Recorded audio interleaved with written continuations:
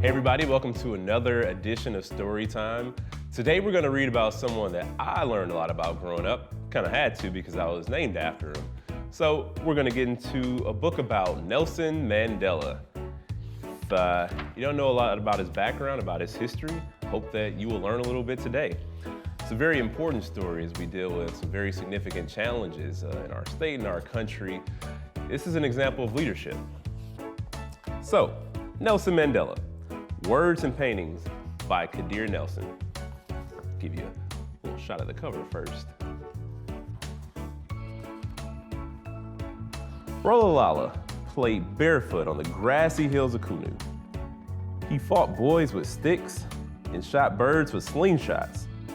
The smartest Madiba child of 13. He was the only one chosen for school. His new teacher would not say his Xhosa name.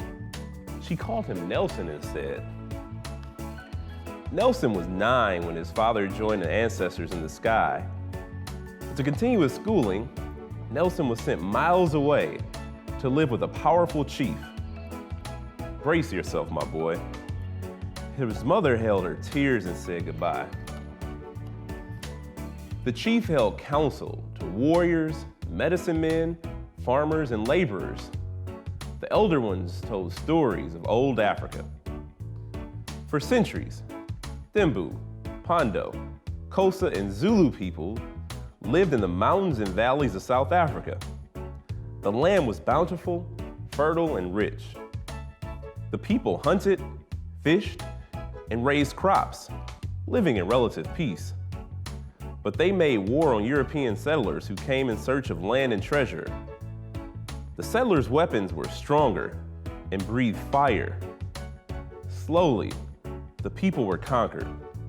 Their land was taken, and spirits dimmed. South Africa belonged to Europe. The elders grew quiet, and Nelson felt sorry. Nelson grew into a young man, and he attended fine schools in the golden city of Johannesburg, where Africans were poor and powerless. Nelson became a lawyer. He defended those who could not defend themselves. The government grew harsh and created a cruel policy. It split the people in 3: African, Indian, European. It was called apartheid. The people were set apart. European-only beaches, European-only parks, European-only theaters, and the people protested.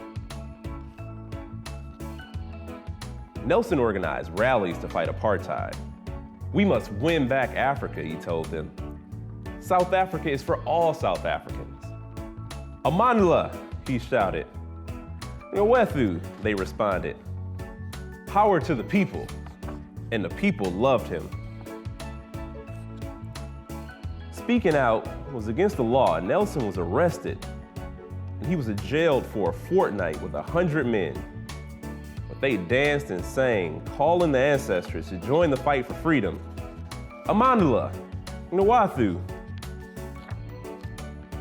The ancestors sent their daughter Winnie to stand next to Nelson. They found love and married, and welcomed children into the world. Together they stood, and they fought apartheid. The state vowed to put Nelson in jail, and he went underground. He wore different disguises, and he lived in the shadows. Empty flats, farmhouses, and bedrooms of friends became Nelson's home while he organized more rallies and protests. The police put out a warrant for his arrest. They couldn't find him. Nelson slipped across the border to visit free nations where Black Liberians, Ethiopians, and Moroccans freely conversed with white Europeans and brown Egyptians. They shook hands, a glimpse of freedom for life at home. Nelson returned to South Africa to cleanse his homeland of hate and discrimination. With a vision for peace and harmony, Nelson felt renewed and ready to fight for freedom. But on a drive to town, he was captured, arrested, and he was taken to jail. The people cried, Free Mandela, free Mandela. Wet paint and posters covered South African walls. On a small island off the coast of the southern tip of Africa, Nelson sat in a tiny cell every day. The world passed him by. Cold mealies, thin blankets, hard labor. Nelson hammered rocks into dust and read, studied, and educated fellow prisoners. Days turned to weeks, months, and years. His children grew up. Relatives passed away. South Africa began to fall apart. There were more protests, more rallies, and violence. The people needed a leader. Nelson snuck a message to the people: I will return. As years passed, the world pressed South Africa to change. The new president agreed, and European-only signs came down. Beaches, parks, and the theaters opened.